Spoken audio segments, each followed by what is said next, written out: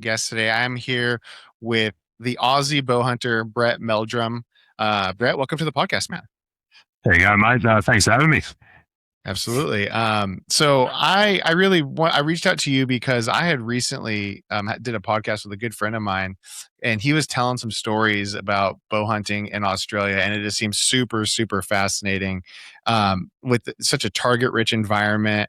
And then there's also kind of some controversy there too, kind of regarding bow hunting and things of that Mm. nature. So I have a lot of questions.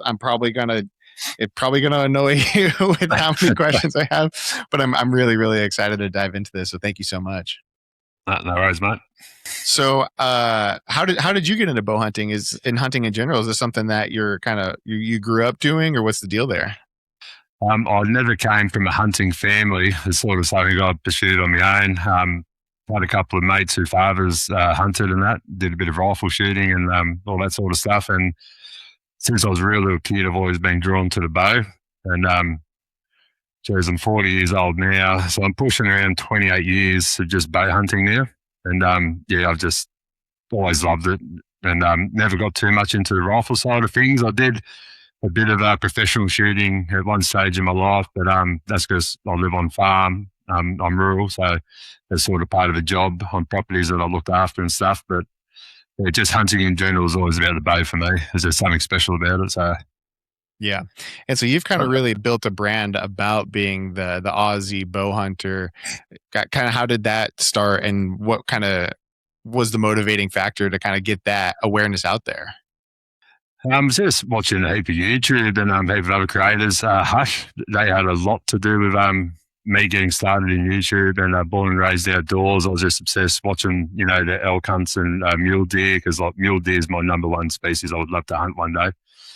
And yeah, just watching their stuff, and I thought, you know what, I might have a go at this. And yeah, started up my own channel and just really wanted to share my hunts with people. Sort of started on Instagram a bit, and then yeah, just everything just like naturally flowed into doing that. And yeah, just kept putting myself out there, and it's gone pretty well so far. Man, I love born and raised outdoors. They're from a little bit further south of Oregon where I'm from, Yeah. but such great guys. Like they're very generous with their time and their Mm. resources, and really good dudes who make awesome content. I feel like they make elk hunting the most accessible and for people, like kind of breaking it down in a way. And for me personally, I'm a Christian, so I love that they tie their kind of faith into it as well. Yeah. So do you feel like your style of content is kind of inspired by that as well, or have you kind of found your own image and voice through that process already? Yeah, at first it was really like inspired, like sort of similar to what they're doing. And I just sort of just naturally flowed into just me being myself and just doing it how I do it. And it's hard for a lot of the American audience because they can't understand the word I'm saying sometimes of my Aussie accent. But I was trying to get better at it. But it's just yeah, just myself really now, and that's when it really started taking off a lot more. Like sometimes you sort of see a bit of fakeness in things and that, or if you're trying too hard to sort of accomplish a goal, and if you just do it naturally, just and realistic people, especially in Australia, they love just no nonsense, just basic. This is how it is, sort of like yeah, no BS around it, and that's what really made it just real flow with people here. Yeah. So what is, the Australian culture like where you live? Are people fairly accepting of hunting? And because I've heard mixed reports. Yeah, like you'll always have bad eggs and everything. Like sometimes there's a lot of tension, well, not tension, like disagreement between rifle shooters and bow hunters.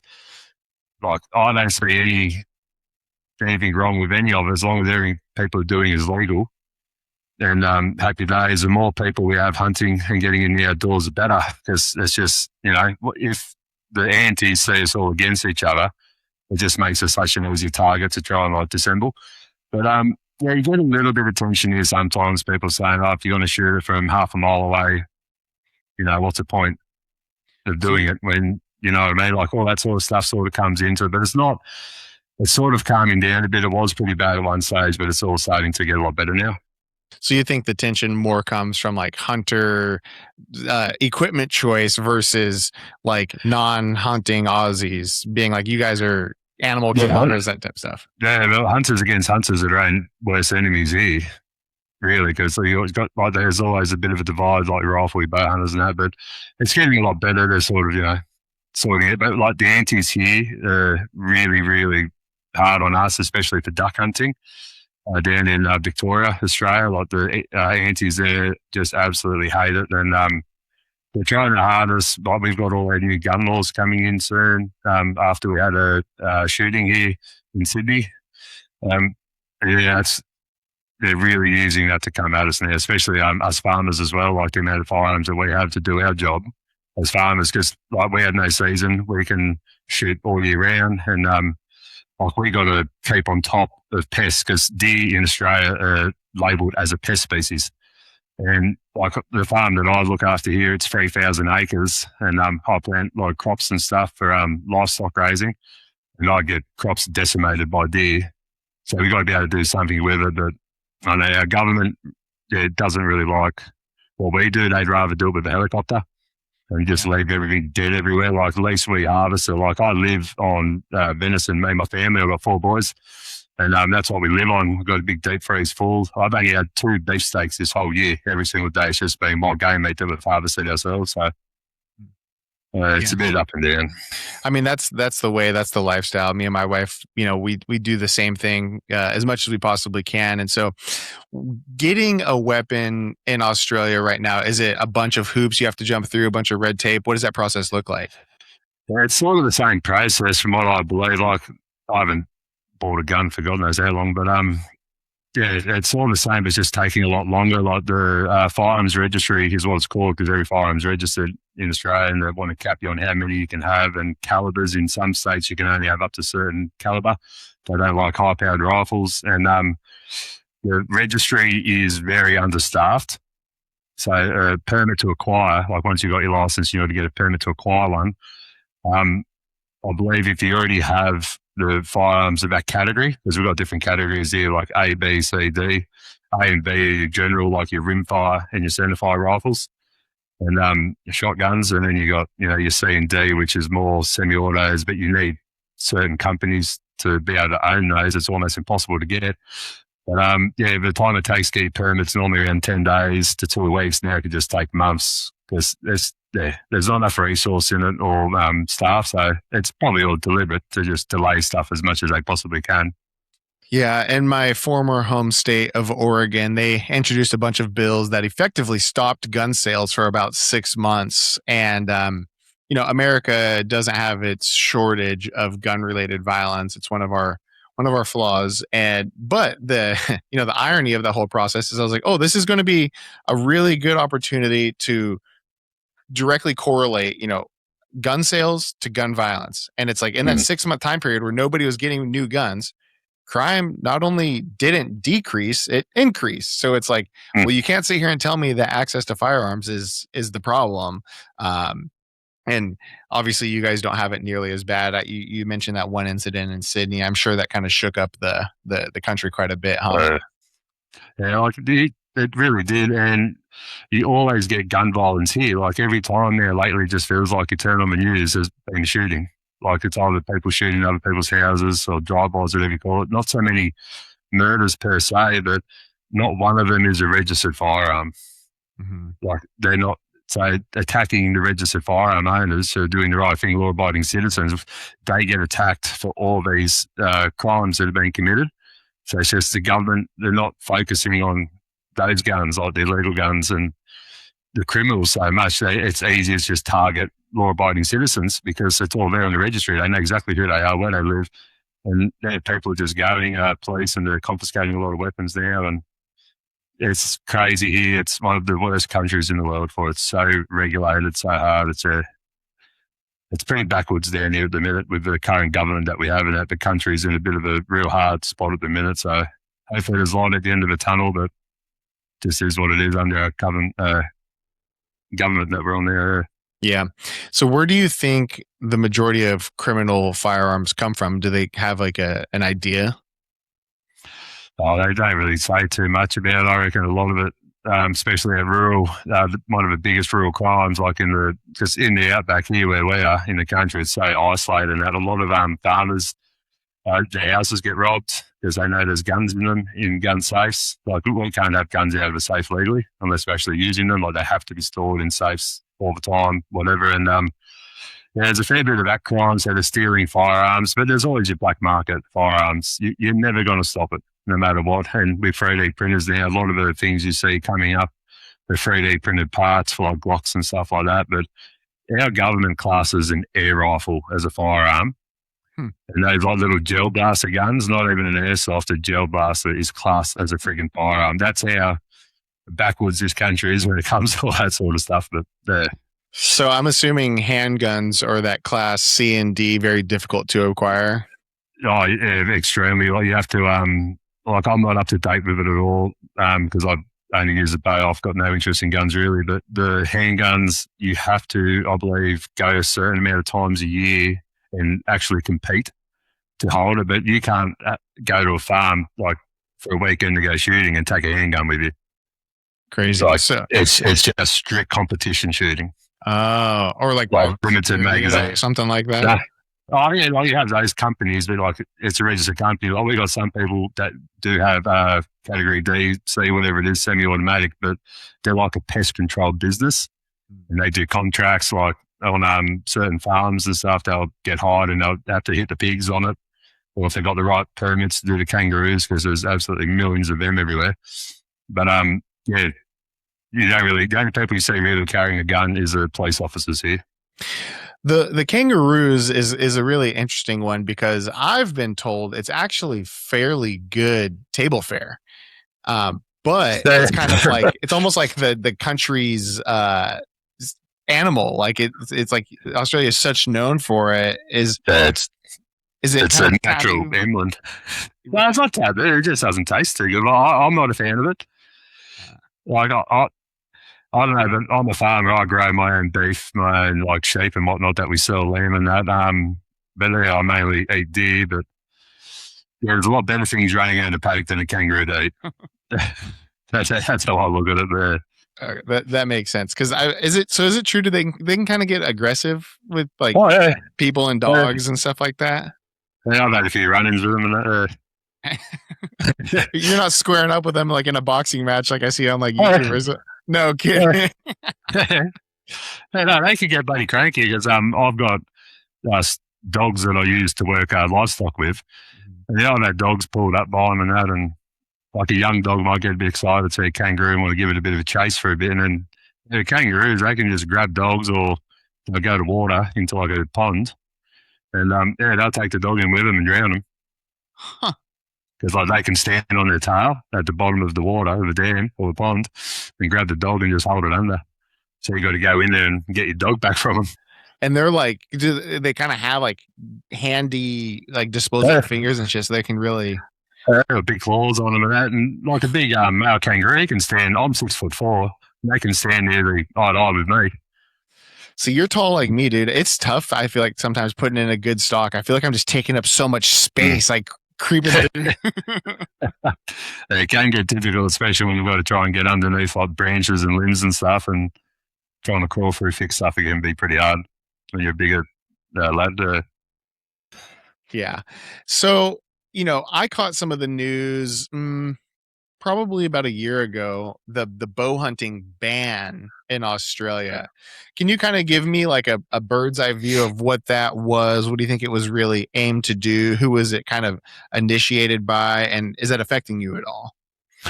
The bow hunting ban, there's 2 states in Australia where you can't bow hunt. Well, you can bow hunt in one of them, Tasmania, that little island below Australia. You can't bow hunt deer there. I think you can bow hunt rabbits and stuff, but you can't bow hunt game animals. And in South Australia, they totally banned bow hunting. But I'm pretty sure you can still bow fish the carp.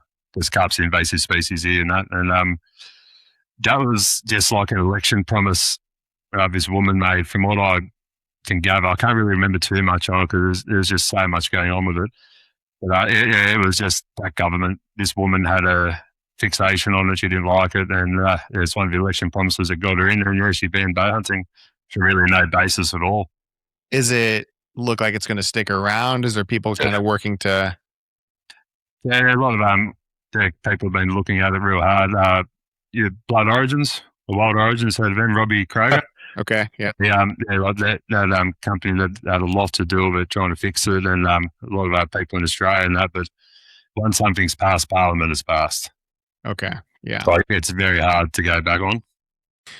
So I was looking at a public land map of Australia recently, and it seems like there's a lot of accessible land in that southeastern portion of the country. Is that all no bow hunting now? No. So South Australia is sort of in the middle of Australia, on the bottom side of it. But you're talking sort of Victoria and New South Wales. Mm-hmm. Like I'm in New South Wales, Victoria's below us, and that Victoria has the most public land you can hunt. There's just tons of it down there. It's actually fantastic, the system they got down there. And New South Wales, about public land hunting in state forest, and that's quite regulated. There's a system that you go through to do all that, and to book in your time slots and what sections of forest you're going to be hunting and all the other stuff. Queensland has a lot of public land, but no public land hunting access at all. It's only private properties there. So New South Wales and Victoria are the best for public land hunting. They're the main ones. And bow hunting is allowed on the Yeah. Some state forests are bow only, and others are a mixture of both. And some, I believe, you can use dogs to hunt down feral pigs. And some places, and in Victoria, you can do a lot of people hunt deer with hounds. They got pointers, German pointers, and all that sort of stuff. And they call it hounding, and you got a license for that as well. Okay, so I did a podcast with this guy out of New Zealand, and it's over there. It's like show up and get to hunting. Australia, not so much. There's a lot more red tape. Yeah, in Victoria, you can go on the internet and get yourself a Victorian game license. It's very easy to get. It's instant on the internet. Just pay for it pretty much, and you got that. And I can go into Victoria. We have apps on our phones that show all the public land, so you know exactly where you are, and you can just literally go there and hunt. Just pull up side road, same as New Zealand. Very similar. Okay. In that permit, that license, it sounds like it's not too expensive. No, it's under $50, I'm pretty sure. Oh, okay. No, that's a great deal. I think I've actually got to renew mine. I think mine was running out. So you live in New South Wales. What's the culture like there? What are the people like? What is it like living in New South Wales? Is it nice? Oh, it's fantastic. New South Wales is where the city of Sydney is. Mm-hmm. And I'm 4 hours inland from Sydney. As I said, I live sort of mid central tablelands in New South Wales. And it's a great place. It's awesome place to live, and that's really good. A lot of good people here. I've heard living in Australia is expensive. Do you feel like the cost of living and like the opportunities for job and employment is like balanced, or how do you feel about that? The economy is absolutely gone to shit. Cost of living is ridiculous. My kids will probably never have an opportunity to buy a house in this country. We just had a budget actually come out. The government put out their budget, and they're pretty much taken like the income tax we have now. If you're trying to start a small business, it's over. They're going to take 47% of your profits. Like basically, you work a salary in this country now. You'll be working all the way from January to April just to pay your tax, and then after that's your money. After that, it's absolutely ridiculous. Like this country really has gone backwards. Things are just so expensive to buy. That's why I'm so fortunate where I live. I can hunt every day pretty much, and just get free range meat. That's such a money saver for us as a family, having 4 boys. And price of fuel here is just getting a bit out of hand now. It's sort of come down a bit, but I don't know, not hearing much what's going on in Iran at the minute. So you guys are feeling the pinch too, aren't you? Oh, well, I just for the first time when I lived in Oregon, it would not be uncommon to see gas up to $4 or $5 a gallon, depending on. And that's a Democrat state. So how it kind of works is like if we have a Republican president, gas prices will be lower because the big oil companies want to support the Republican presidents because they make, lower rules, regulations, kickbacks, all sorts of shady stuff. But so if there's a Democrat president, they'll intentionally raise the price of oil so that people, when it's an election cycle, it's like, oh, well, we had this Democrat president and look how high oil prices were. Right. But this whole Iran thing, I mean, it's totally screwed up all of the oil supply for the whole world. And it's really frustrating. This isn't a political podcast, but it's really frustrating because the whole idea with this particular presidency was like no wars. And it lasted for a couple of years, but here we are getting involved in places we shouldn't be. And now us, the people, are suffering, which is ultimately what I care about. As I care about the people, I don't care about what some rich asshole in Washington D.C. is doing. That's right. It's my friends and my peers and people who regular everyday people who have to pay. And not everybody's. A lot of people are looking closely at their bank statements and saying, can I afford this? Can I afford that? And the cost of hunting is going up in a lot of our areas too. It's getting more expensive to go out of state, which is it's kind of a trendy thing. People started doing it more and more, but our whitetail deer, super abundant where I live in all the surrounding states, but everybody wants to go west and hunt elk, hunt mule deer. And it's going to be really, really difficult to get an elk tag under $1,000 nowadays. Jeez. Yeah. A lot of money. For a lot of people it is. And I think it's the type of thing where,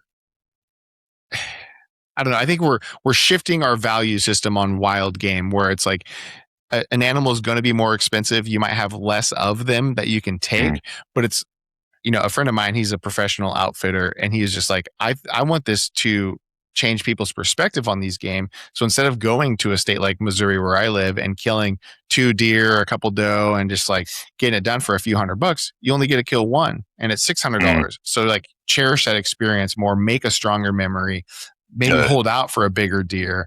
And because you really, if like you literally, if you live in any of the surrounding states, you can get plenty of tags to fill your freezer. Like here, I can buy, I get my 2 bucks and my 2 doe right away for like $40. And then anytime I could buy another doe tag for like $7. So if you don't have, so if you don't have a whole lot of money and you have a weapon and you know how to hunt, you can fill your freezer pretty. Yeah, you can do it yourself. Yeah. But that's kind of one of the things that's really drawn me to places like New Zealand and Australia. It is such a target-rich environment with not a lot of predators. Definitely no predators in New Zealand. Do you guys have any predators there? Yeah, you got wild dogs. That's our main predator now. They're really starting to they populate pretty hard now. In New South Wales where I am, the wild dogs are starting to come up where I am. We've never had them. And just this last year, they're really starting to show up a lot. And down in Victoria, where the majority of the public land hunting it is a lot of dogs down there. Plenty heap of them. Or do they pack up and kind of act like coyotes? Or yeah, they're very similar to coyotes, isn't it? So but they're not a coyote. So they're kind of like, are they just feral? What used to be domestic dogs, and they kind of really? Yeah, pretty much. Do they know how that happened? Just dogs that I know could have started from farm dogs that got out, and like we've always had the dingo here.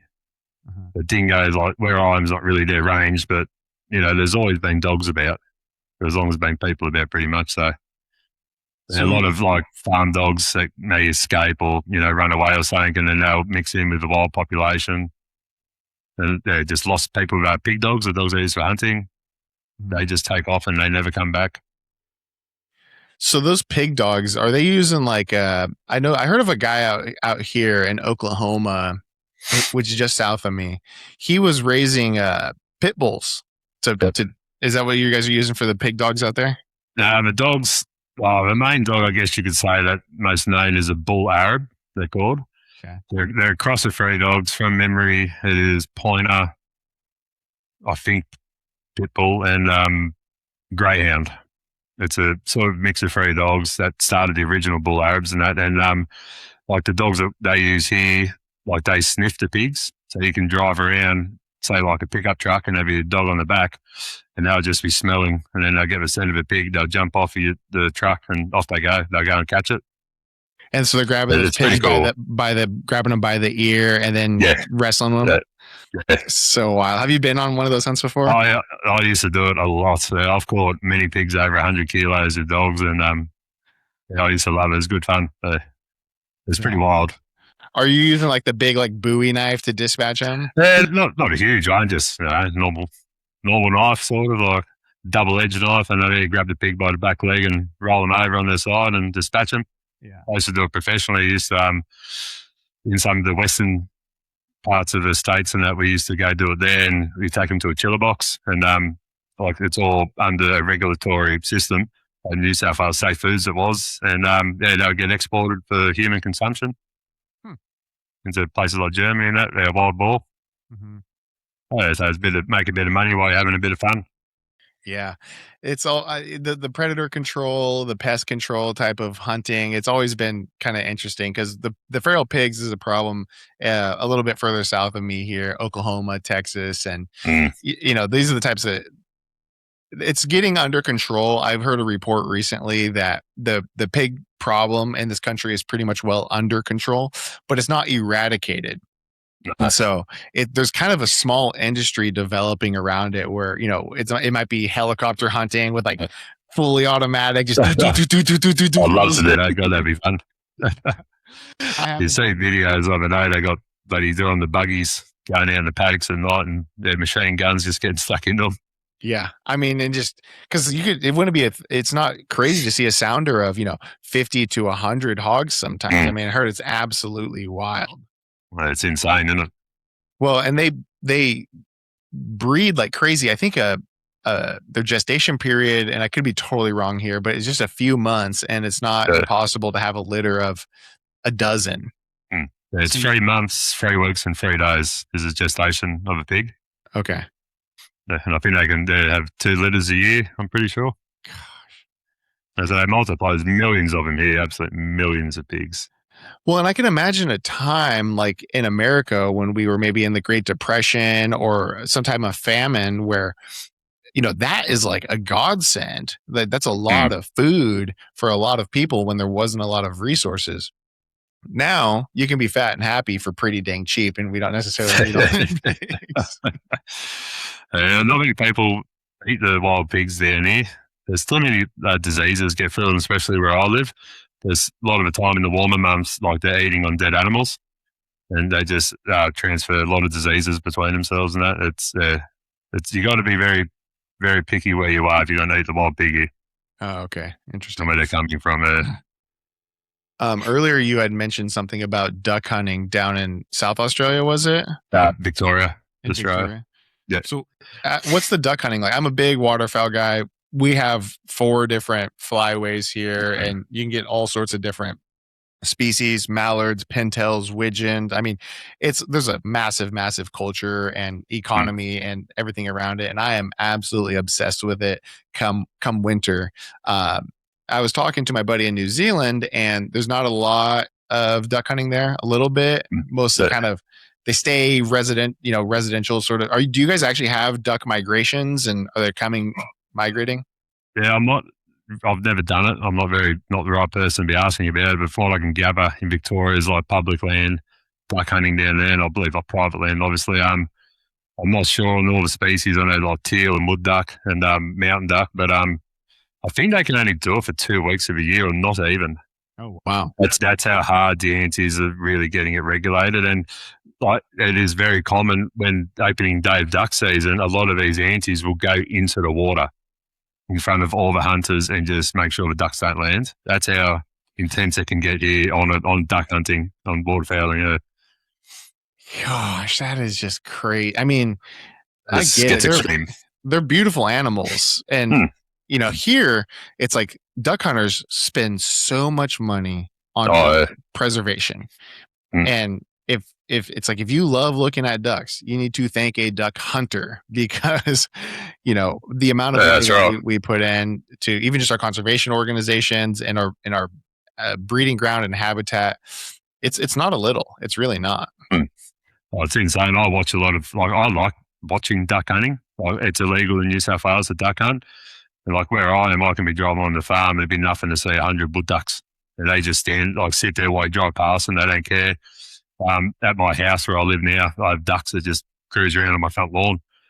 And I love watching it in America. It's so cool what they do. They get those boats with the blinds on and stuff, and they're out there in the swamps. It's awesome. Like, I am going to get to America one day, and I really want to go duck hunting when I'm over there. I reckon that'd just be insane. Well, please give me a shout when you do. I'd love to. We could collab on a video and make something really cool out of it. Same thing. You come to Australia, I'll take you. Go get red stag and fallow bucks. That'd be a good time. Oh, it's definitely on my radar. So in New South Wales, what are the most common species you got there?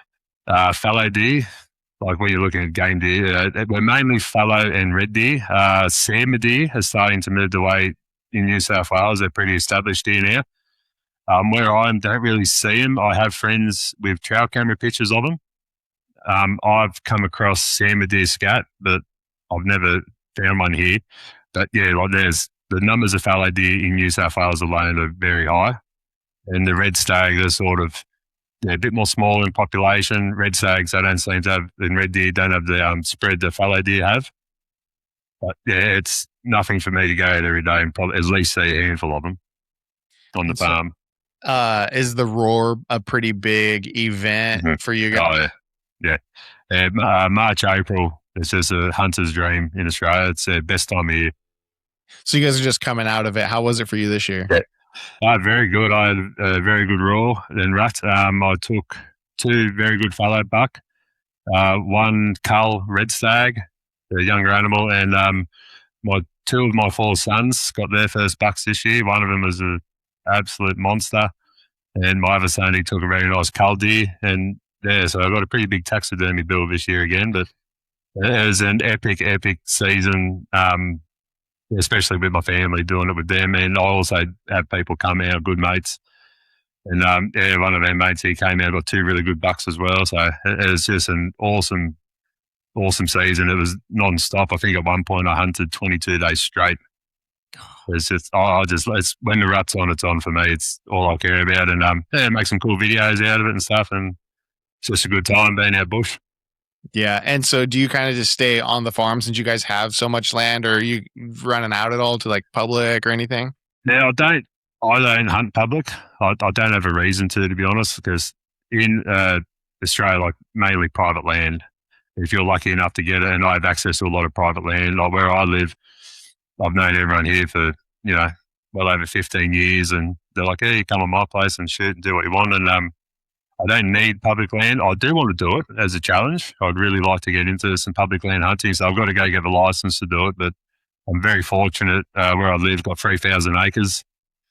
And I've got a lot of other properties around that 3,000 to 5,000 acre mark. So there's no shortage. And we travel a bit for the red stags. I probably travel about an hour from home. In a couple of different directions to where I hunt the red deer. And predominantly all the fallow I hunt is here at home. We've got a very good herd here. And I see them all year round, and I manage the herd really hard as well. So taking out a lot of cull deer, it's very rare I shoot a good one. Like every couple of years I'll shoot a good one for myself because I just like getting rid of those cull animals. Yeah. So is the private land access, commodified? Do you have guys kind of trying to charge exorbitant rates to hunt? Yeah. It's the whole thing now, huh? Yeah, you can get that on a fair few places. People might charge you a trophy fee, say like, $1,000, $1,500. I'm very lucky I don't have to pay anything. But I'll always return my services to them, like work. Like I'll cut firewood for them, or help them with farm work. I've builder by trade as well, so I can do work on the houses for them or whatnot. So always willing to give something back. It's like you scratch my back, I'll scratch yours.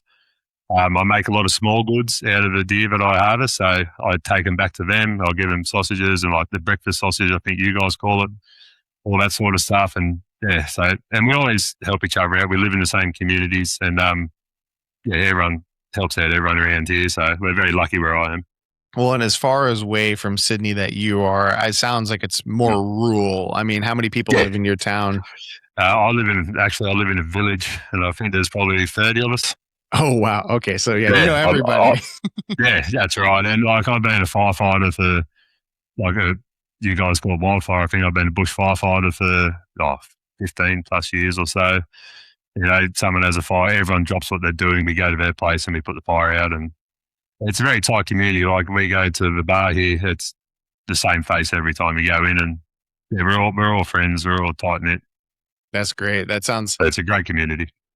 We moved to a smaller town of 14,000 people recently, and it's funny because when I lived in Oregon, I lived in a big city, Portland, Oregon. Yep. Millions of people, all sorts of problems, and then moved to a town of about 60,000 people, which was just big enough to kind of be annoying. But it's like there's all these people with nothing to do, so they just kind of make noise and like cause ruckus and like ride their motorcycles really, really loudly close to my house. And so now 14,000 people and granted our house is a little bit more secluded. It's just like, it's got more of that. Obviously 30 people is not, that's a community, I mean, you really know everybody and their grandma in a place like that, but you know exactly what's going on. Yeah. There's no all the time. No room to hide over there. No, you can't have secrets. That's awesome. So you're kind of on the eastern part of Australia. Is there any hunting on in the west or in the north? Yep. Or okay, what's it like over there?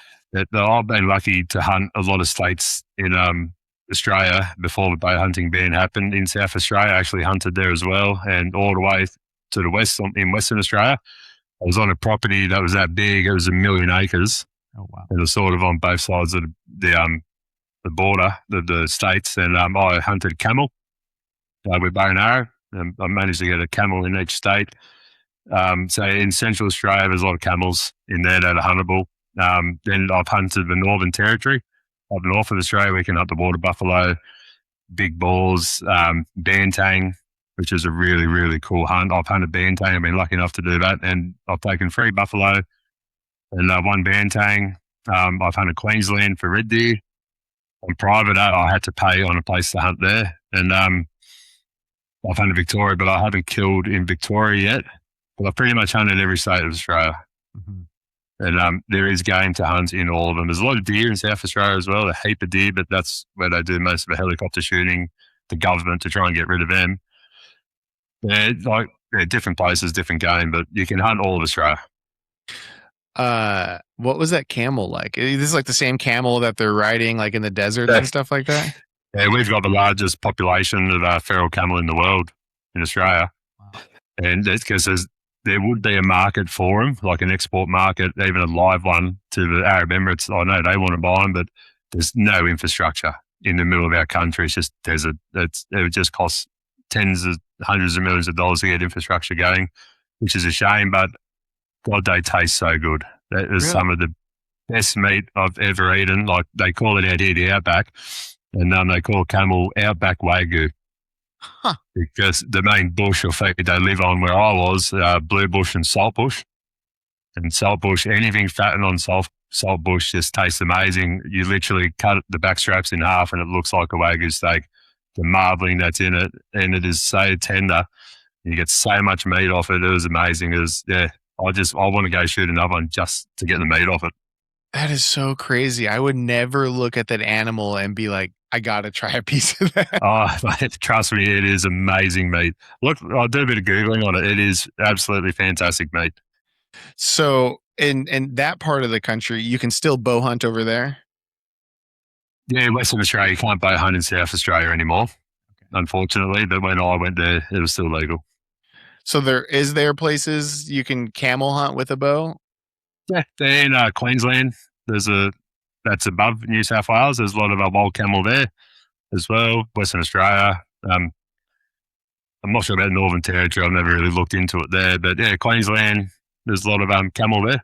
I think some parts of New South Wales, like northwestern New South Wales, will come into camel as well. So was that a tough hunt? I mean, were you able to put in a pretty easy stalk, or what was that like? It took 4 to 5 kilometers to stalk because they don't stop. The first camel I got was a very nice young bull camel. Like he was real fit. He was out in the open plains. We took him with a rifle just so we had all the meat sorted out for that. And then the second camel I found was a really old bull. He had a slight injury on his left foot. So, but they just don't stop, and their eyesight is incredible because of how tall they are. They can see for miles in that flat country. So it was a long stalk. There's actually a video of it on my YouTube channel, and it was a 50-meter shot in the end, and perfect shot, put him down within 10 meters. He dropped. So they're a hard animal to hunt. It's not easy. Like anything in that real flat open country is hard, and there's a lot of wild dogs in that area too. So they're always very observant on what's going on around them. So it's like when you hunt animals where there's a lot of wild dogs, a lot of people say you're better off to stalk standing up, like have your bow up in front of your face and just in a straight line, just slowly creep in on them, because they're always sort of looking down low, because that's where most of the attacks will come from if the dogs are around the area. Fascinating. It's like with access deer too, same sort of thing where we hunt access deer. There's a lot of wild dogs up there. So you sort of don't really want to be going down too low and looking like, because that's where most of the threats come from. Axis deer is phenomenal. If you had to rank the deers there in terms of flavor and it just, what meat you like the best? Axis versus fallow versus red, sandbar. What do you like? What's your rank look like? I love red deer, like red stag. I really like red deer meat. Fallow's a second. I've never had access. Well, we call it chittle deer here. We call them chittle. But I mean, I've never had access. I've never shot one. I've been hunting for them twice or three times. But I've been, for some reason, very picky on what stag I want to shoot. I don't want to shoot anything under 30 inches. But I'm going back in August this year to have another go at them. And like I've heard everyone says it's just the best meat there is. I just haven't been fortunate enough yet to take one to try it. They're tough. They're a tough species. They're super fast. And, it sounds like you guys have quite a few species from the India region, but axis deer is most notable that we have. And from what I understand is their natural predator was like lions and tigers. Crazy. So it's like they had to just be super lightning fast. And it's almost like you almost have to always account for that, them jumping that string. So it's like, you're like, okay, I'm aiming for that heart, and then drop it like 8 inches like under them.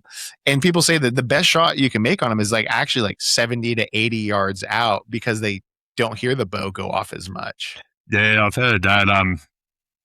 But I've seen also them duck the string off hearing the arrow coming, like on a four-fletched arrow. So it depends what type of veins you're running in that, but they'll actually hear the arrow coming.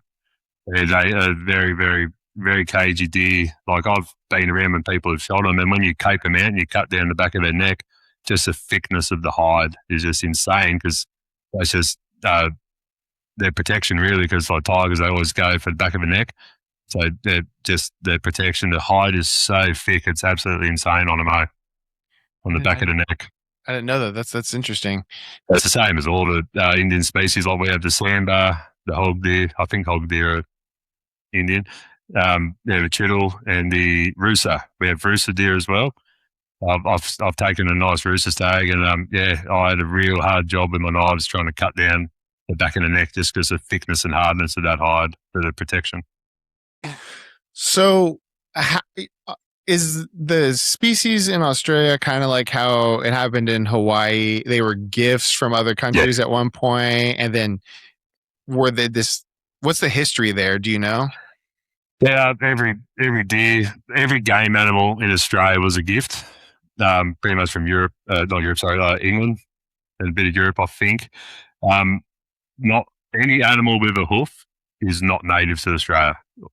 Our natives are basically marsupials, like wombats, koalas, kangaroos, wallabies, possums, all that sort of stuff.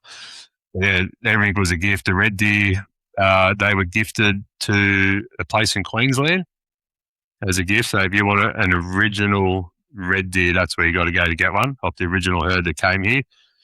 And in Queensland as well, North Queensland, that's where the chittle were first gifted and let go. And fallow deer, so forth. It was all a gift, like foxes, rabbits, everything was bought over here. So with the intention of spreading to be a sportsman's sort of... game animal. Yeah, just game animal hunting, It is so wild how much. How many years ago was that? A couple hundred? Yeah, I think the red deer, I think it's around 150, Okay. 150 years. We'll just say I'm not 100% sure on that, but from the research I did, there's like two types of red deer in Australia. You got red deer from Queensland, the original herd. So it's around 150 years wild. And then you have the red deer farms started coming, the velvet industry. People were growing them, so they bring in elk in to put over the reds to put more size on them, more antler growth. So and then they obviously escaped from their farms, or as deer do. So that created the other herds in like New South Wales and down into Victoria and stuff like that. And they've obviously got a different genetic. But they're around that 50 to 75 years wild. Okay. So it's interesting about that happened. That's why there's some very, very big red stags in Australia. It's so weird to me when you start thinking about only 150 years, how much people's opinion and lifestyle and relationship to food has changed. We see it in America too. A couple hundred years ago, we were still discovering a lot of our country, and most people survived off of wild game during that time. And now those same places we're fighting battles over hunting rights. And it's like, listen, buddy, you and your bloodline and your family wouldn't be here standing where you were right. if it wasn't for wild game. A lot of people forget that. It blows my mind, and it just shows how quick we are to forget the past. And in my opinion, the most important thing that we could do in America and in Australia is be aware of that history and honor it and accommodate it. It's like, you can't just leave that stuff behind. It's so ignorant. It's such a valuable resource as well. Like they've been able to go out and hunt your own food. They're actually starting to adopt things in New Zealand, like hunter harvested venison, and that will be getting, I think, donated to different charities and whatnot for people that need the meat and stuff. So there's a lot of good things coming down here in hunting as well. But it's like the way people are raised now. Everything's so easy. You don't have to. They get your own food. Like the people in the cities, they don't have to get out of their house. They can just hit Uber Eats up or something like that. We don't have any of that where I live. Yeah. Like there's no such thing as an Uber here or getting your food delivered. Like if I want to go to town, it's nearly an hour drive each way. And like if I want to even see the butcher shop, pretty much so. But everything's just so convenient now, and people just forget, and they forget about where we came from and how things used to be done. Well, and I think too, we talked about Australia's economy and how just difficult it is to scratch a living together for a lot of people. And in our bigger cities, and even in our smaller cities, it's like that. And it's hard for me to. Sometimes you want to be critical of the way people acquire their food and the relationship they have with it. And I always have to remind myself, it's like, look, life is hard. If somebody can get out for opening day or a couple weekends during a season, that might be a lot for them. If they got some kids and they got a job and they got whatever. I have to constantly remind myself, because I come from a very fortunate place of like, I own a business and I primarily just work on the weekends. So I can hunt 3 or 4, sometimes 5 days a week during the week when nobody else is out there. So I'm like, man, hunting is great. This is like awesome. Nobody's in the woods and I have all this time. And I recognize that that's a very, very privileged position to be in. But we have, such good conservation efforts where it's like, even those guys who are only going out on the weekends, they're still buying tags, which helps the conservation efforts grow. And so I'm like, ultimately I come to the point where it's like, the antis are so like strong right now that it's like, I don't care how you hunt. I don't care if you want to go out there with a spear. Like if you're putting money into conservation and you're making hunting look good and you're not giving them more fuel to be like, look at the way they're hunting, doing this, doing that. You could be my friend, whether it's a rifle, a bow, whatever. We're going to be friends because we have to bond together. And it sounds like you guys are in the same boat. Yeah, we don't really have the conservation efforts. Well, yeah, hunting is conservation, but like all our animals are listed as a pest. You know what I mean? But like the only real money that comes is from hunters traveling to all of these rural communities, buying their fuel there, buying the groceries there. They're injecting income into those little small country towns and stuff like that. And like, yeah, the New South Wales public land and the Victorian public land system, yeah, money is going into that, which is like a lot of money is still generated from hunting in Australia, but it's not like what you guys do in the US and stuff. But like with the tag, if we had a tag system here for national parks that we have, especially in New South Wales, like if they made a ballot or a tag system, that would be absolutely incredible. The amount of revenue that could get raised. But I bound a national park where I live, and you can't even step foot in it. It is just, they're always completely locked up. It's just insane. You can't even camp in a lot of them now. You can't even carry, like the ones you can drive through a camp at, you can't even carry a chainsaw. Like if there's a tree falling across the road, too bad. Get a handsaw out. You're not allowed to use chainsaw. They're trying to lock us out of a lot of the public national parks that we have here. It's just, I don't know, some part of an agenda. It's absolutely insane to us because it could be a revenue raising resource, but the government doesn't want it. That's what I was going to ask you is what do you think the motivation is there? Control. I don't know. They just don't want us to do stuff for ourselves. Yeah. There's no money in it. There's no money in me buying meat, harvesting my own meat. There's no money in it for the government because everything is taxed so much here. Like you buy something, you've got to pay GST on it, which is a goods and services tax. So when I'm buying that, but I'm buying it with my money that's already been taxed by my income tax. And then if I want to use my card, there's fees getting charged on that card. And then I've got to pay. So everything you buy in this country, you're buying with heavily taxed money already. The amount of times your money gets taxed by the time you get there and the end of it. And like they want to get rid of cash. They want us to be a cashless society as well, which is ridiculous. Like $50 notes, a $50 note as far down the chain as it goes. No one's taking a lot of money off that $50. But if you use $50 on your card, all the fees that the bank are getting every time that money is transacted, it's not $50 anymore. Yeah. It's just, and that's the thing. And the way cost of living is going, it's harder for hunters now to get out to those rural, like you were saying, people, it might be time poor or whatever, or just really struggling to make ends meet. Like the price of fuel and stuff, they're not going out and filling up their cars and actually driving from the cities like 2 to 3 hours away to go hunt. They just can't afford it anymore. So it's getting so bad now that God knows what the future holds for it. It's so easy for me to just like go down this like depressing route of all this because I want this for everybody forever. To me, it's so important and so valuable. Like I've found myself so many times out in the woods, and I'm just like, man, I feel like I don't want everybody hunting because then we maybe a little problematic, but the people, there's so much value. You want it there, you want it available. Absolutely. And so I'm a part of some pretty strong conservation organizations out here trying to do my part and raise awareness. And if you look at my Instagram and stuff like that, it's a lot of that.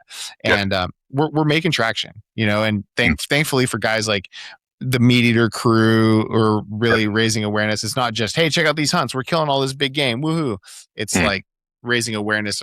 And now their podcast, I mean, it's all pretty much hunting politics and news and keeping people abreast on situations as they're developing, which is super important because without those types of voices, and I'm trying to become one of those voices myself to help raise awareness, people just won't know. I mean, life is too busy and it's just, they're too focused on, whether it's gas or some of these other just hot topic items. And it's like, well, while you're bitching about gas, they're actually trying to take away some of this and trying to take away some of that. You know how they do that type of stuff. There's always distraction, isn't there? What they're really trying to do. It's really unfortunate. And so there's a couple of questions I had in regards to bow hunting equipment. Okay, so you're obviously, I'm assuming you don't have a bow shop in your village. No. is getting like, are you guys still getting say a new Matthews bow or a new Darton? Is that stuff getting imported to Australia every year? So you guys are staying on the same equipment as us? Yeah, it takes a lot longer sometimes. The Hoyt, they become more available every year quicker for us after the bow release, but the Matthews, they might take 5 months to get here from just for supply and demand. I guess in America, you guys are so much bigger than Australia with the hunting scene, but we get all the flagship bows, all the mid-range bows, all that sort of stuff. It still comes here.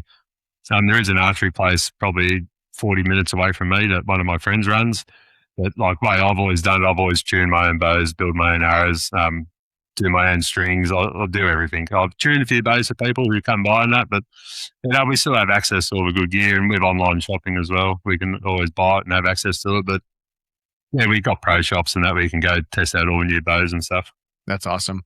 So what's your bow setup look like? What bow you running? Broadhead, arrows? What do you like? I run Matthews. I've been shooting Matthews for a lot of years. I started back in my younger days with Hoyt. Then I've tried other different bows like Athens and stuff, but Matthews, I've been shooting them for the last few years, and that's a bow that best suits me. I've got quite a long draw, 31 and a half inches. Mm-hmm. So I like, the new arc that's coming out. I've got one of those on the way. That's an awesome bow for my size because 34 axle to axle, and I can get that 31 and a half draw out of it. So I'm really keen to get try that bow out. But also arrows, I like micro diameter shafts, 4 mils. I've always really, really liked shooting micro diameter. I shoot Nexus Infinity arrows, there's an Australian brand here. The vanes I use they're called Easy Vanes. They're a 3D printed vane that just slide over. You can just glue on. I used to fletch all my own arrows and that, but it just takes so long, and you just get these Easy Vanes. They're an absolutely fantastic product. And for broadheads up front, I shoot Cayuga broadheads. The leading broadhead in Australia. They're the best in my opinion. I've shot absolutely everything over the last 28 years, and Cayuga have just been the standout head for us. And they're a fixed blade broadhead. The mechanical world in Australia is pretty non-existent. Not many people use them. Like, we like to shoot a bit further forward than where you guys like to shoot. So you've got a fixed blade head. If we hit a bit of shoulder blade or something, we will smash straight through without a problem. Mm-hmm. And so we're not so on the mechanical side of things. I shoot 3-blade and 2-blade broadhead. The Cayuga Trizot and the Cayuga Pilot Cut. They're the two heads that I might go to. And we shoot pretty heavy arrows here. I've got 590 grain arrows with my broadhead included, like pretty forward to centre weight on them. And 80 pounds is where I sit at. That's my favourite. I'm a big guy too. It's easy for me to pull back and that, and I just prefer shooting 80 pounds. And it's like my arrow does everything. Like, I'll shoot a rabbit with it, and then I'll go out and I'll shoot a water buffalo with it. I don't change, and that, like, my bow sits on around 285 to 87 feet a second. Mm-hmm. So it's punching the arrows out. But we tend to like to be nice and close on our game around that 20 to 30 metre mark. And most of our shots, like, I've taken shots out to 60 metres and whatnot, but we would prefer to get there a bit closer. And all our hunting's mainly spot and stalk. We don't really do the tree stand or the blind thing here. Mm-hmm. It's all on foot all the time. Like, you hunt elk, I'd say, like out west and that. Mm-hmm. Yeah. No, and I can, so much of your setup I can relate to. I mean, I have a 30 and a half inch draw. I'm also 6'4", 80 pounds. And so guys try and give me a hard time because most of my friends out here are whitetail hunters, but I like to hunt elk every year. Well, I didn't draw. I just actually got the results recently, and I was unsuccessful, unfortunately. So that's not good. So, but running a super heavy arrow, I'll be at mid 550, and same thing where it's like, I want to be under 300 feet per second, that 280 to 290. And, with a 30 and a half inch draw, 80 pound bow, really, really freaking heavy arrow. I mean, if you like you said, water buffalo, it's like that. Honestly, I think like the new Hoyt AX90 was made for water buffalo hunters.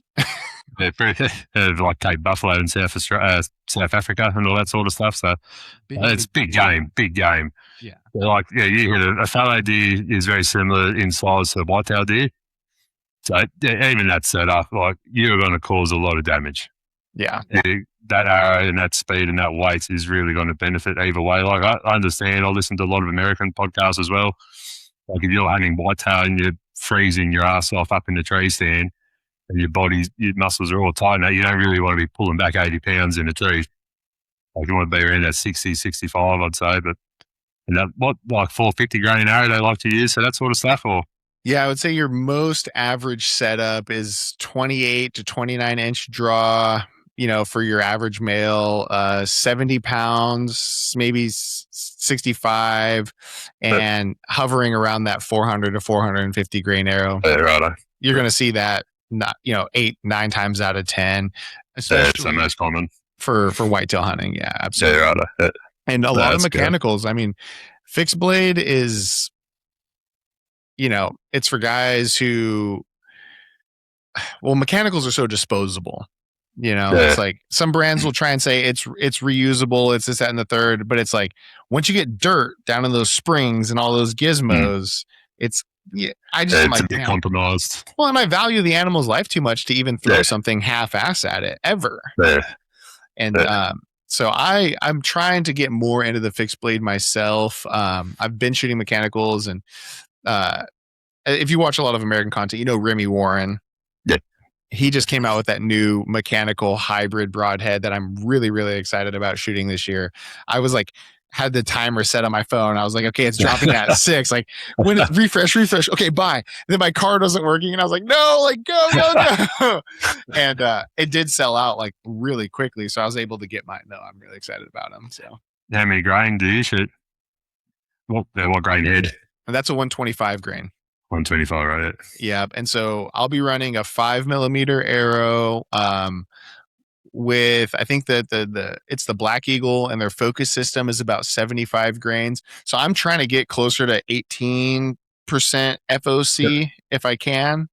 But I like lighted nocks, and I like a wrap on the back, and honestly, those things are mostly just, I like looking at them with the more aesthetic. And I got my logo. That looks cool and stuff. Yeah, that's mad. I used to do a bit of that with the wraps and all that sort of stuff, but these easy veins, they're next level. And with the Cayuga broadheads, you're working pretty closely with those guys, right? Yeah, I've been with them for a lot of years now. I've shot them for a lot of years, and like I said, I've shot everything. Also got a packet of some of the original ones they first made, and I shoot a recurve bow as well. So they've got an old, press steel, Cayuga old school, they call it, a single bevel broadhead 2-blade, which is a very, very good head. I'm a big fan of single bevel. Really, really like single bevel. I like those arrows to be spinning really good in the air. With a double bevel 2-blade, just sort of makes its own flight path a bit, sort of like another set of fletchings in a sense. Mm-hmm. It doesn't get that rotation as much, but Cayuga, they're just tried and tested. I've shot a lot of stuff with them, and just resharpen them and away you go again. Put them back in your quiver. Happy days. That's really cool. I'm gonna have to look into that, because I'm still trying to figure out which fixed blade I really want to keep in the quiver, and so that could be a good one. Definitely interesting. No, it's awesome. We're gonna get some sent over to you. Give them a go. That'd be great. So in New Zealand, there's a lot of hunting. Like, guys will go there and they want to kill that giant stag that's been hanging out on a private farm forever, and and look, they're going over there, they're spending their money, they're getting money to the outfitters, it's getting involved in the system. So it's like, I'm not trying to hate on those people. I like hunting wild game, right? Yeah, that's right. Not high fence stuff. Do you guys have that same thing in Australia with people enclosing them animals? Then kind of, you got the few places that are high fence, especially in New Zealand. A lot of that's high fence. Some of those stags are just crazy. Like, I don't like it that much. They just look ridiculous, the amount of horn on them. But there's a lot of high fence stuff. Like you said, people got the money, they want to pay for it. So be it, it's good. They're injecting money into that region and community, whatever. There's a few places in Australia that have high fence sort of stuff. There's a big deer place in South Australia called Waterfowl. They have pretty much the 7 species of deer there that you can hunt in Australia. And there's a few in New South Wales high fence places I've heard about, but it's not as much, say, like the whitetail sort of stuff over there. Yeah. So you guys have. It's not as big scaled as that. Yeah, I'm same as you. I like to hunt free range animals. Yeah. Well, and to me, it's like, if I was to go to a buddy's house and I look up on the wall and I see a high fence deer, I'm going to make fun of you. It's like, come on. Would you shake the feed bucket before you saw him? Like, get him to come in? Yeah. It's a lot of that. You hunt by your budget at that point and what you can afford to do. Yeah, you got to have the money at the... Well, and it's crazy because South Texas, where a lot of this stuff happens, their wild deer do get ginormous. Yeah. Absolutely massive whitetail down there. Small bodied deer, not like a lot of meat, but just all their energy goes into rack production. And I'm like, dude, for not that much more effort, you could actually kill a respectable buck that's not somebody's pet.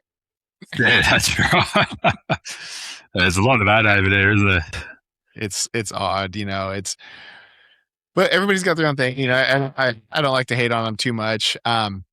So I am curious, out of all of the game species in Australia that you have hunted, what do you think is probably the most difficult or rewarding? Well, Tittle have been my most difficult hunt so far. Like I've had a lot of opportunities I've been in close on, but everything just wasn't right. Like when we're talking about how reactive they are to the shot and sounds and all sort of stuff, I've been in range of them a few times, but it just wasn't right. The deer, like they're a bit alert. There's something a bit going on. They weren't, and I never took a shot on them just purely because I don't want to stuff it up. So that hunt was really hard. The Bantang up in the Coburg Peninsula, the top of Australian Northern Territory, that was a very hard hunt. That was very demanding. It was 45 degrees through the day. I'm not sure what that equates to you guys. I think it'll be 100, 105 Fahrenheit or something. And that's all day out there walking, like doing big Ks, 20 Ks a day where I was. And a Bantang, they look like a big domestic bull sort of thing, but they are far from it. To me, they're a cow or a bull with a deer's brain in them. Like how reactive they are. They are very, very switched on critter. It took me 3 days of that hunt to get it done, and I managed to get within 20 metres of the bull that I took. And that was a really good one arrow kill at 20 metres. He probably went about 50 to 60 in a little loop and fell over in front of us. So that was absolutely epic. But that was a very challenging hunt. But all the deer here are very challenging as well, especially their spot and stalk. You won't ever see Australian someone putting out a corn pole or something or a lick block to have a deer come in, and that's mainly all spot and stalk. And that's why in the rut and the raw, you can actually, the best part about it is those deer sort of let their guard down a bit because they're so focused on breeding and they're making noise. So we sort of, it's a lot easier to locate them. But yeah, all the animals here, it depends how hard they're hunted, how hard it is, and how skitty they are. Yeah. How is that Bantang in terms of meat? Is it kind of beefy, or because you look at it and it's like, oh, this is a cow? Yeah, that's a bit paler coloured, the meat. Absolutely fantastic meat. A lot of people don't really eat it up where I got it because that was a paid hunt. You can't just go and do it. It's on Aboriginal land and that, so you got to have a traditional owner with you and all that sort of stuff. So yeah, we cut the back straps out of him. We didn't want to leave that behind, and we took him back to camp and we ate it, and it was really, really good meat. Mm-hmm. Not a bad taste to it. So is the water buffalo? Because I've heard there's pretty much no public land water buffalo. Is it same deal? You got to hunt on the Aboriginal land to get into them? Okay. Yeah, pretty much. If you're lucky enough, you can get private access on stations there, on station country, which is farm country. But yeah, a lot of it you pay because there's government bodies that take money out of the amount of water buffalo that are harvested in trophy fees and stuff. So that's good for those communities. Injects a lot of money into it, and it's sort of more safari organised. You know what I mean? Like the platform's very similar to what you do in a safari hunt. And yeah, that's absolutely fantastic meat too, water buffalo. Yeah, I was very surprised how nice that was. Real dark, rich red meat. It was beautiful. Huh. I mean, it's such a big animal. You think it might be tough and a little chewy, but you liked it. Yeah, we made schnitzels out of it. We ate on buffalo for a fair few days after I shot my bull. It's awesome, mate. I want to eat everything I kill. Yeah. Except for like the pigs and a lot of the goats that we hunt here. Like goat is a bread and butter sort of animal here that we hunt. A lot of people learn how to hunt on goats because there's so many of them. Like I'll shoot a nice young female nanny goat or a really young billy and I'll eat them. But when you want to shoot, those big goats with the big horns on them, that you don't really want to eat them. They just stink and they're just rancid, covered in piss, and they wouldn't taste very good. But everything like I like to try and eat. Yeah. It's so wild, when I think about like the tar in New Zealand or the goats in New Zealand, and you guys got the goats too, because, in America, sheep and goat is like such a coveted species, such an impossible tag to get. I mean, literally you could spend 50 grand getting one of them tags. I think the record sheep tag sold last year for some $300,000 or something like that. That is a lot of money. It's insane. Insane. It's sheep hunting is it really is the rich man's sport. If you live in a state that has sheeps, you can put in for the application. When I lived in Oregon, I was applying, and you build up some points, and on average, it takes you about 20 years to draw it. So for most people, it's very, very difficult. But so, I think that's kind of why the tar in New Zealand is so attractive to so many Americans, because it's the closest thing we could probably get to a mountain goat hunt. And that would be same with the goats, the feral goats in Australia and in New Zealand. Because, accounts will say that like a couple hundred years ago, sheep and goats were very, very abundant throughout the West. And now, just through habitat separation and predation and development, they just moved higher and higher up the mountain to the point where it's like they're just on a pedestal. It's this high trophy animal, and it's unfortunate, but hopefully I can do it one day. We'll see. That'd be the go. I'm actually trying to get to New Zealand this year myself to hunt tar, actually. Mm-hmm. Have you done that one before? No, I've never hunted out of country, so yeah, I've got a few international hunts coming up, but I'm hoping this winter to get over there to hunt tar. What part of New Zealand do you think about going to? I think it'll be South Island where I'll be going. I haven't got it all locked in yet. I'm in communications with a fellow down there, but I know, so it's not far off happening, hopefully. So yeah, what's that, like a 4-hour flight from Sydney, something like that? Yeah, 3 to 4 hours. Yeah, that's like from me to like Texas.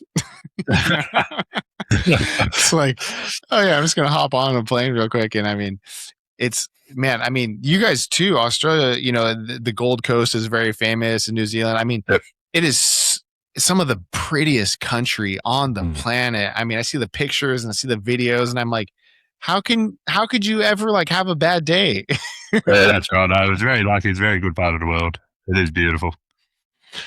One of the things that comes up a lot when people talk about Australia is the sort of extreme conditions with the heat and the insects and even the crocodiles. Everything wants to kill you.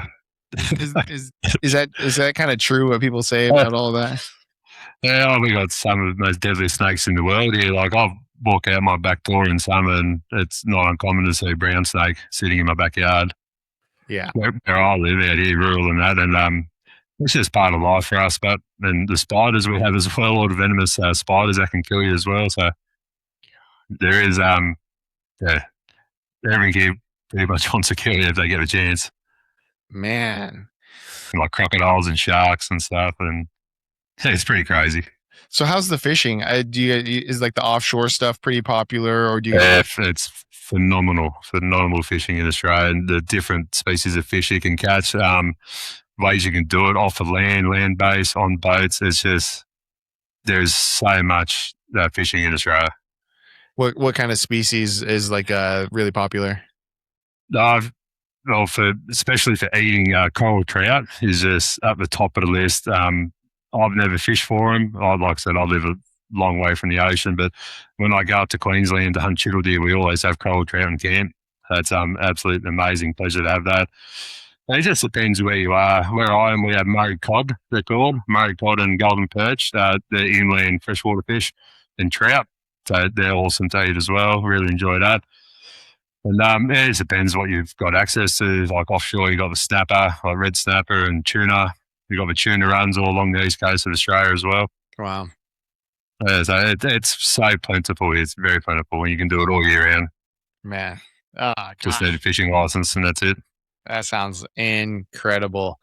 Well, I don't want to take up too much of your time, but if you were to kind of give some advice for, just say, an American like me who's like, man, I really want to come to Australia, do some hunts, what kind of game plan would you lay out for those guys, and what kind of recommendations to bow hunting specifically? Right, man. One of the biggest things, the greatest tools we have now is social media. So like what we're doing now, start talking to people that live here, form relationship and whatnot, because a lot of it will be invited on because public land. If you want to hunt, like say with me, we'd be going on private land. But other than that, there is a lot of outfitters here that will offer you hunts and stuff. There's a lot of education hunts coming up these days, which is really good to see, like people teaching other people how to hunt correctly and whatnot. But yeah, it's like the internet, social media, man. Like there's so many opportunities out there. Outfitters in every state pretty much depending on what you want to hunt. So the opportunities here are endless. Like, yes, there are best times to do things, but you've got all year to do it if you want to. That's awesome. Well, dude, when I come, I'm definitely going to be messaging you, and we'll do an in-person podcast or a video collab or something, and make a whole thing out of it. No, that'd be cool, man. We have to have you out here, show our part of the world and the opportunities we have here. Yeah, and the same goes for you. If you ever want to come to America, I'm not the most. I know mule deer is big on your radar. I'm not the most versed in that species, but if whitetails ever tickles your fancy, get you on some big bucks, no problem. So yeah, man, that'd be awesome. Sweet. So if people want to find you, it's is it Brett Meldrum 45 on Instagram? No, that's on Instagram. It's Brett Meldrum 085. 85. Yeah. On YouTube, just the Aussie Bow Hunter. Yeah. And upload that pretty regularly. So cool hunts on there. Do you got some more videos coming out from this roar that you're excited about? Yeah, I've got a fair few on the computer now that I've been making, and it's just taking a bit of time, but I get distracted because now we're coming into winter, I want to hunt those big mountain boars. So yeah, I'm trying to finish videos. I'm still trying to get out there and make more content. So yeah, I know life gets busy too. 4 kids, it's pretty full on. 4 boys too, of all things. 4 little. They're all hunters too. They're all hunters and fishermen. So I'm doing something right with them. I haven't seen any of them, but do you feature any of your kids on some of your videos?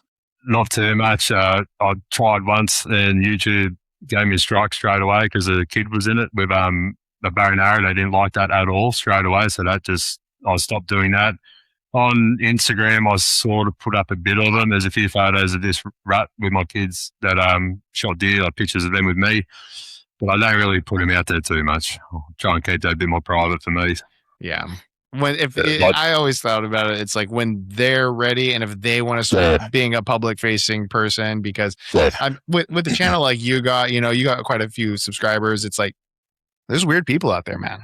That's right. I've been attacked on social media as well by antis and greens because I put up a photo of one of my sons and they were probably 4 years old eating venison stew or stroganoff they were eating.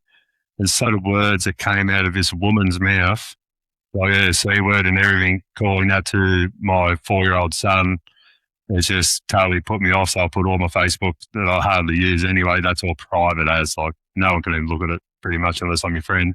Because it was insane to me that people would say something like that to a kid.